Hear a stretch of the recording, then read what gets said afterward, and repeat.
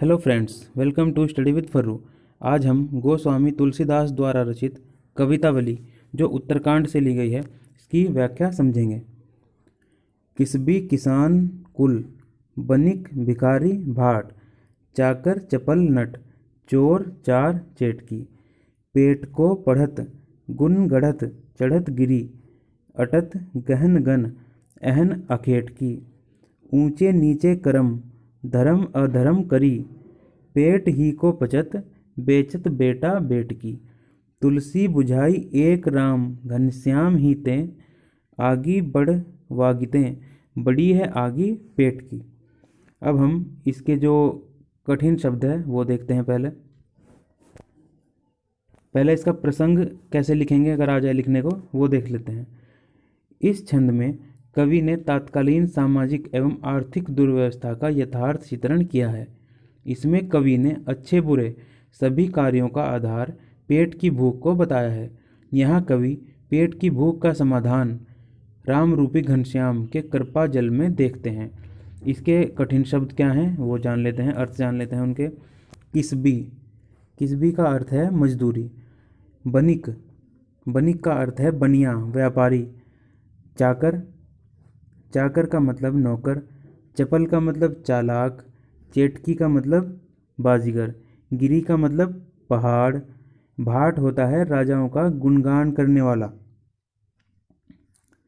अटत का अर्थ है घूमते रहना या घूमना। एहन दिन। अखेटकी मतलब होता है शिकार। पचत भरना। बेटकी होता है बेटी पुत्री। बुझाई का अर्थ है शांत करना। घनश्याम श्याम मेघ।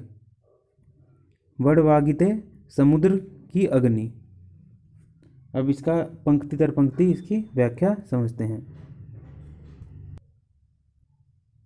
किसबी किसान कुल, बनिक भिखारी भाट, चाकर चपल नट, चोर चार चेटकी।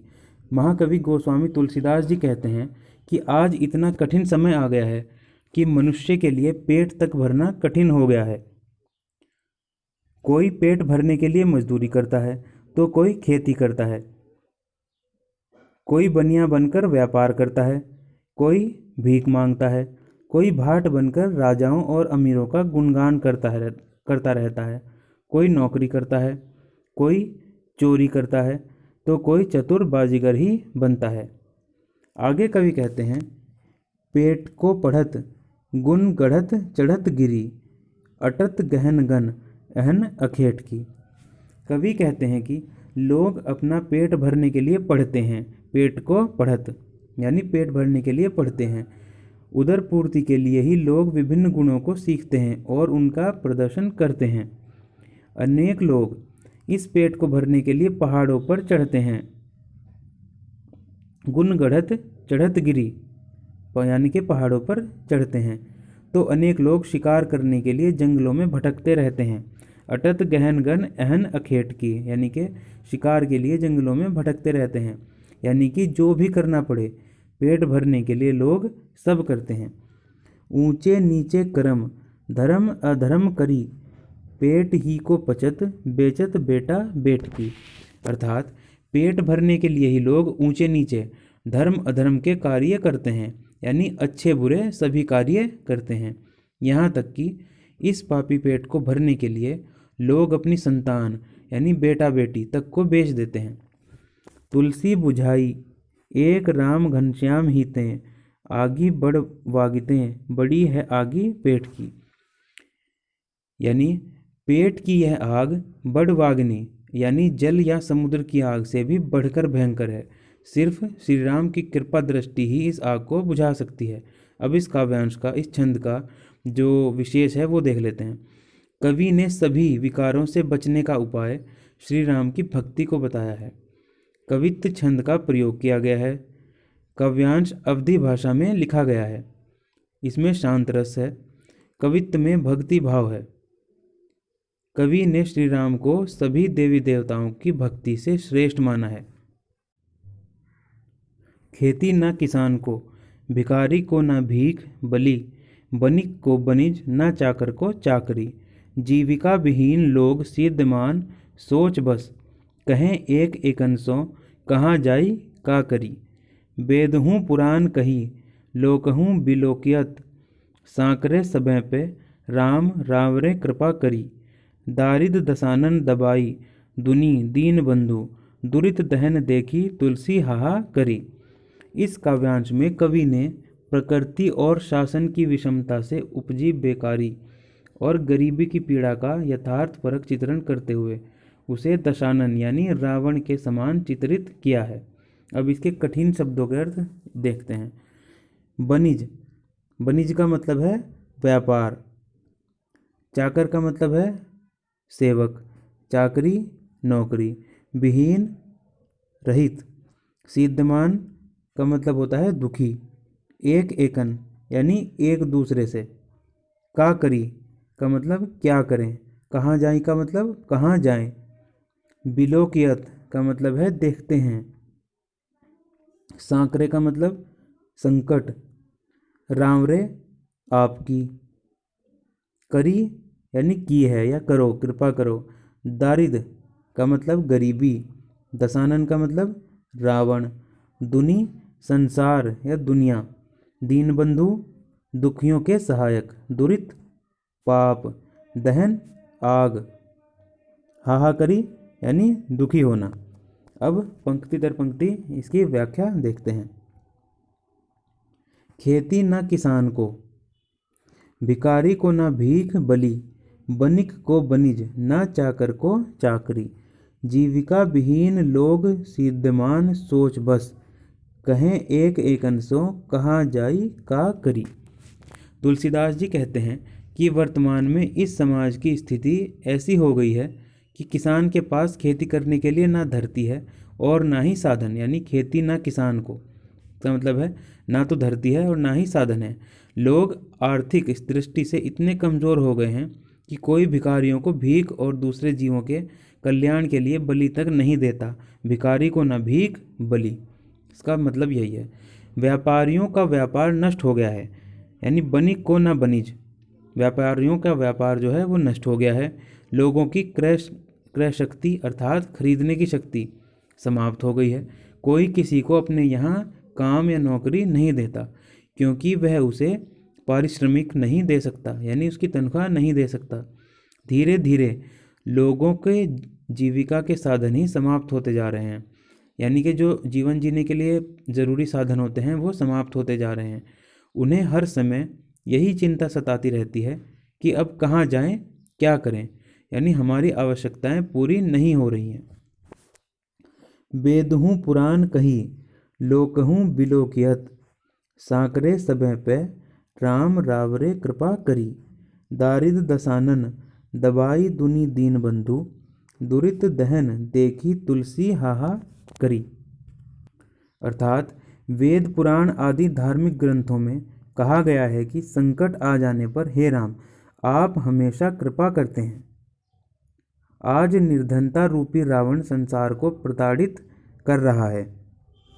आगे कवि कहते हैं कि हे राम आप दीनबंधु हैं, दरिद्रों और दीनों पर कृपा करने वाले हैं।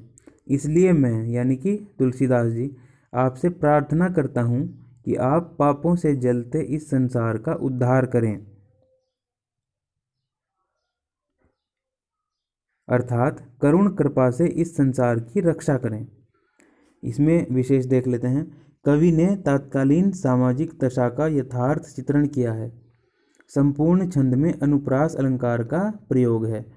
ईश्वर के लिए दीनबंधु शब्द का प्रयोग सार्थक दिखाई देता है। कहाँ जाई का करी शब्दों में दरिद्रता में फंसे लोगों की दशा का चित्रण साकार हुआ है।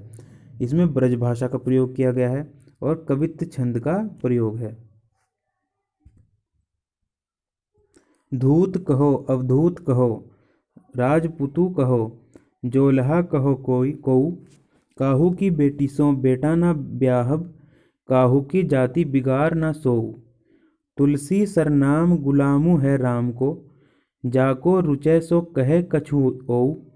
मांगी के खैबो मसीत को सोइबो, लैबो को एकुना दैबो को दोऊ। इस पद में कवि तुलसीदास ने अपनी भक्ति की गहनता और सघनता में उपजे भक्त हृदय के आत्मविश्वास का चित्रण किया है। कि कठिन शब्द क्या है देखते हैं। धूत, धूत का मतलब है मूर्ख यानी मक्कार। अवधूत, वीतराग। राजपुतु, राजपुत्र या फिर क्षत्रिय। जोल्हा यानी जुलाहा। काहू, किसी का या किसी की। बिगाड़, बिगाड़ का मतलब है बिगाड़ना या खराब करना। सरनाम, प्रसिद्ध। गुलामो, दास। ओ, और। खैबो, खाना। मसीत का मतलब होता है मस्जिद। सोइबो, सोना। लेबो, लेना। देव, देना। दो, दो। दो का मतलब दो। अब इसकी व्याख्या देखते हैं। कवि तुलसीदास जी कहते हैं कि कुछ लोग मुझे यदि धूर्त कहते हैं यानी धूत कहो, कुछ अवधूत कहते हैं अवधूत कहो, परमहंस कहते हैं। इस बड़ाई या बुराई का मुझ पर कोई प्रभाव नहीं पड़ता। कवि कहते हैं कि कोई मुझे क्षत्रिय कहे, राजपुतु कहो, या कोई मुझे जोलाहा कहे, जोलहा कहो को, यानी कोई मुझे क्षत्रिय कहे या फिर कोई मुझे जुलाहा कहे, मुझे इसकी कोई परवाह नहीं है। कवि कहते हैं कि मेरा कोई बेटा नहीं है, काहू की बेटी सो बेटा ना ब्याहब, यानी कवि कहते हैं कि मेरा कोई बेटा नहीं है जिसका विवाह किसी की पुत्री से बेटी से करके उसकी जाति बिगाड़ूंगा, यानी काहू की जाति बिगाड़ना सो, यानी मैं उसकी जाति नहीं बिगाड़ूंगा किसी की। तुलसी तो राम के दास के रूप में विख्यात है। तुलसी सरनाम गुलामू है राम को, यानी तुलसीदास अपने आप को कह रहे हैं कि मैं तो राम के दास के रूप में विख्यात हूँ। अतः जिसे जो अच्छा लगे वह कहे अथवा कुछ और कहे। मैं तो मांग कर खाता हूँ, मांगी के खैबो, यानी मांग कर खाता हूँ। मस्जिद को सोइबो, मस्जिद में सो जाता हूँ। देवालय में रात को सो जाता हूँ। लेबो को एकुना, देब को दो, यानी मुझे किसी से कुछ लेना देना नहीं है, यानी लेना एक ना देना दो, वो कहावत इसमें यूज़ की है, प्रयोग की है इन्होंने। मैं तो बस अपनी राम धुन में मस्त रहता हूँ। अब इसका विशेष देखते हैं। कवि ने समाज की परवाह ना करते हुए केवल राम को ही अपना रक्षक स्वीकार किया है। कहाँ को, बेटी सो बेटा, कहे कछु में अनुप्रास अलंकार प्रयोग हुआ है। कवि का प्रभु राम के प्रति दास्य भाव स्पष्ट रूप से दिखाई पड़ता है। लैबो को एकुना, देव को दो, इसका प्रयोग मुहावरेदार है, यानी ये एक मुहावरा लग रहा है।